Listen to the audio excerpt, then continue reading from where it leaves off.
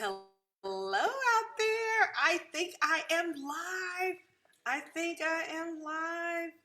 I can never tell because I'm always coming to you guys from Zoom. So tonight for Books and Cocktails, I am joining you from the One-Eyed Blacksmith Bar that is in the French Quarter. It's a fictitious place because tonight I am hosting an actual murder mystery. It's called Foul Play in the French Quarter. So I am getting all ready, but I still need to do books and cocktails. That is why I'm coming to you a little earlier than my normal 7 o'clock time that I show up. So tonight we are continuing um, our feature of Black wine and spirit makers for the month of February, which I always do books and cocktails, but this month I thought I'd highlight some good spirit and winemakers. And so tonight I want to introduce to you guys some Black Girl Magic. And this magic is so good, as you can see, this bottle is empty, right? My household has really like gone in on this Uncle Nearest 1856, right? So my husband actually offered to go and buy another bottle, right? He was like, you gonna take it live? And it's like half empty. And I said, well,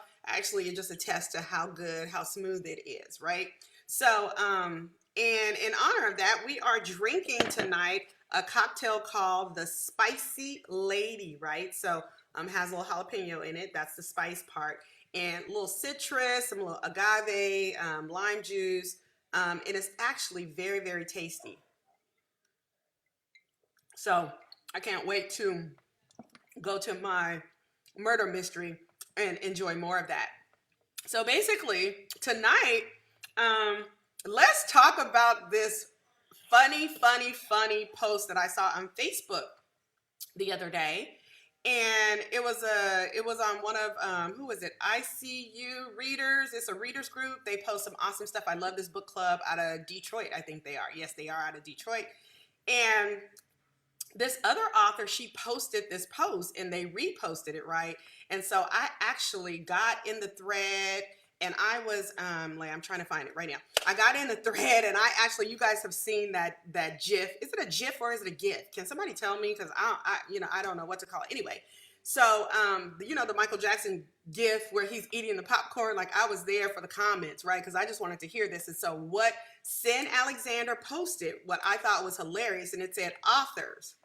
It said, other authors are not your target audience. So stop dropping your links in other authors' inboxes. It'll get you nowhere fast. Find yourself some readers, right? And so it created this whole opportunity to have this dialogue about your ideal reader and our other authors' readers. And, they went back and forth and she kind of had to clarify it. But I thought it was so funny because the reality is so many first-time newbie authors, that right there is your strategy. Basically, you're going around, you're looking at people's social, platforms, and if they look like they're a reader, then you are, sneaking in their DMs and dropping, things into their inboxes and links to buy your book.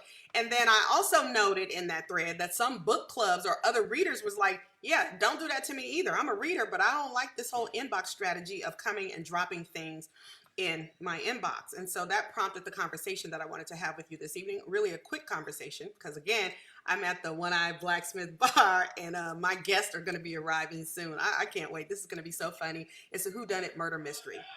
And it's called Foul Play in the French Quarter. So of course someone's dead and we all have to figure out who the killer is. And so my character that I am personifying this evening, I am personifying a rich oil tycoon, right? So I own everything in the French Quarter. I own the bookstore. I own this bar. I own absolutely everything. And the person who's dead is my wicked stepmother. So let's see what happens. So anyway, I can't wait. So I digress. So back to what I'm supposed to be talking about, which is finding your ideal reader.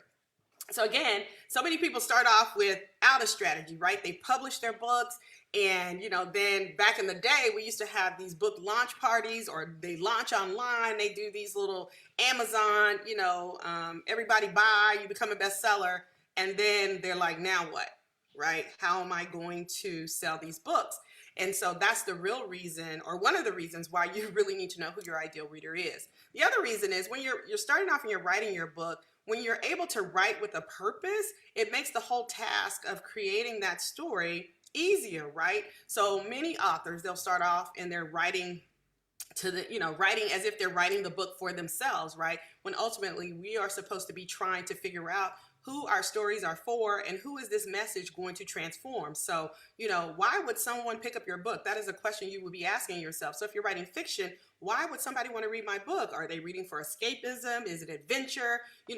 What is it that is going to attract the ideal reader to this book? And if you're reading nonfiction, what problem are you solving, right? How well do you walk your reader through, I'm over here at point A and I need to get to point B, and then what are the steps that you're going to take me through in the middle to get me from A to B, right? So all of that comes into play. So when you know those things, then you're able to be more intentional, and you're able to write with a purpose. And so that's what I want to say about that. Is one of the very first things you need to do is to figure that part out. And so there's lots of different ways to identify who this book is for, and it's just by drilling down and deeply and asking yourself a whole lot of questions.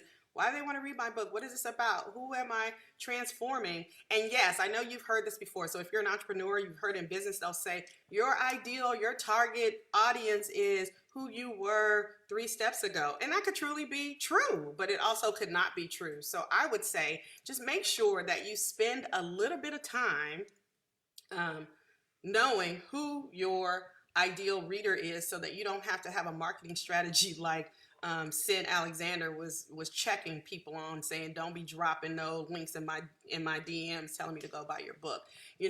Ultimately at the end of the day, everything is about a relationship, and you have to earn the privilege to be able to ask someone to buy something from you. It's not about you just getting on the scene and saying buy my book, right? You need to create a relationship. You need to talk to people. It's like going out on the first date. You know what I mean? You're gonna keep it pretty clean on the first date, right? Because you haven't earned the right or that level of intimacy to be able to ask for anything. And that's the same with selling your products and services, especially here in this virtual void.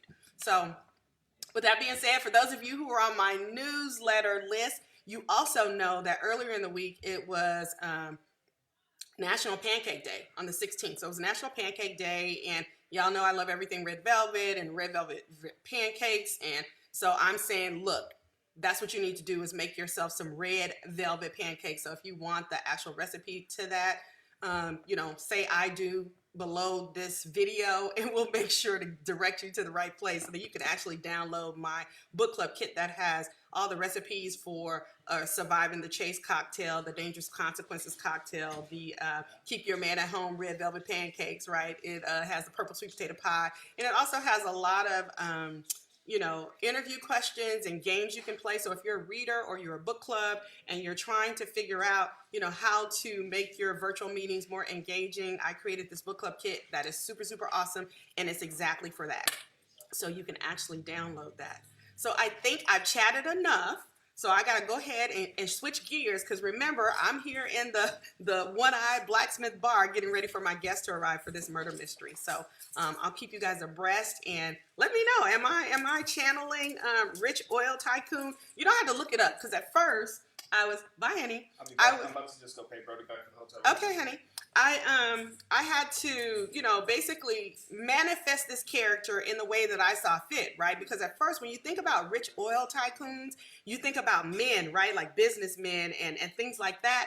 But after a little bit of research, I found that the richest woman, black woman in the world is this Nigerian woman who is an oil tycoon. So you know what? I get to channel her energy tonight, especially and during this Black History Month too. So this is pretty awesome. So thank you. I'm gonna quit rambling. I'm gonna enjoy my cocktail. Don't forget, go pick. Ooh, that's so good. Go pick up, you guys, some Uncle Nearest 1856. You know what? You can get it at your local wine and spirit store. I'm sure you can order it online, and whatnot. So thank you guys for joining me. Again, if you're a writer, a newbie, you're just starting out, make sure that you know who your target reader is, so that it'll be easier for you to actually write your book. It'll be easier for you to market your book, and you won't be left to going and having to drop things in people's DMs. So I think that is it for the evening, and then I'm gonna go. You know what? Sometimes because I come on through Zoom, I can't necessarily see what's going on, but let me see. Let me see if I can jump over here really quick. Nope, can't see it. So, adios. I'll talk to you guys later. If you have any comments, leave them below and I'll make sure that I answer them. I will see you next week. We switched a little bit because this week I was going to highlight E40, who makes wine and spirits, right? He's got tequila, he's got cognac, he's got Prosecco, he's got wine, he's got it all. And I switched this week because it kind of coincided with me being at the One-Eyed Blacksmith Bar. So I highlighted Fawn Weaver, who is total black girl magic. She another thing she does with her company, right? I didn't even talk about him. I am so horrible. She is a black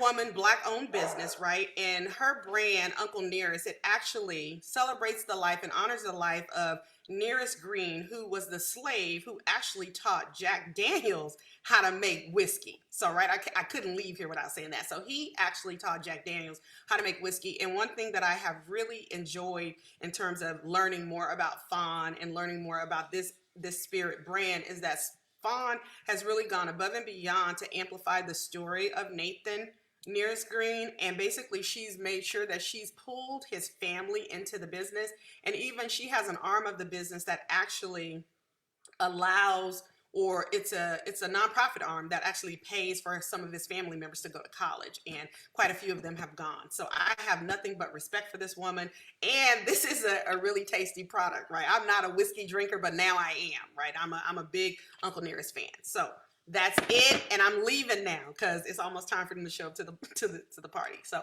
I'll talk to you guys later. You have a good evening and have a good weekend. Bye-bye.